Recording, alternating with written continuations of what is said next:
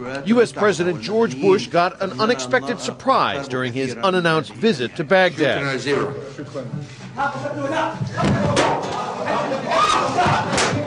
An Iraqi journalist threw his shoes at Bush, shouting, "Here is your goodbye kiss, dog." The shoes missed, and the man was wrestled to the floor and hustled away. The incident took place during a press conference with Iraqi Prime Minister Nouri al-Maliki. Throwing shoes is a deep insult and traditional sign of disrespect and contempt in Arab culture. After the first Gulf War, Saddam Hussein had a mosaic of President George H.W. Bush placed on the ground outside Iraq's Al-Rashid Hotel, forcing patrons to step on his face to get inside.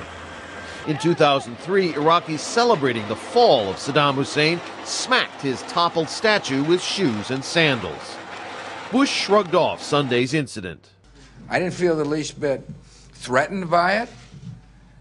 These journalists here were very apologetic. They said this doesn't represent the Iraqi people, but that's what happens in free societies.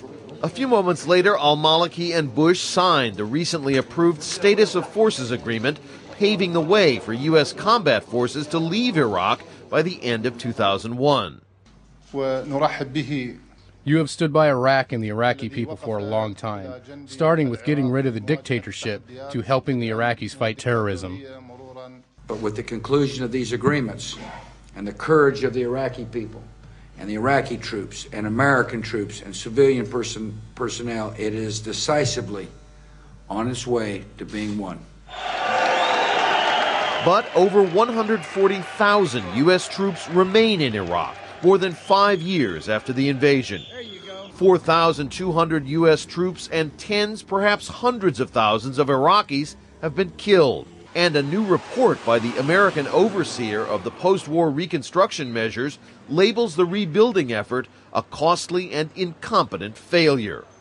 At the beginning of the war in Iraq, before Bush prematurely declared mission accomplished, administration officials confidently predicted American forces would be greeted with flowers and candy. Instead, in a bitter footnote to his deeply unpopular presidency, Bush leaves Iraq dodging insults and shoes. Rob Reynolds, Al Jazeera, Washington.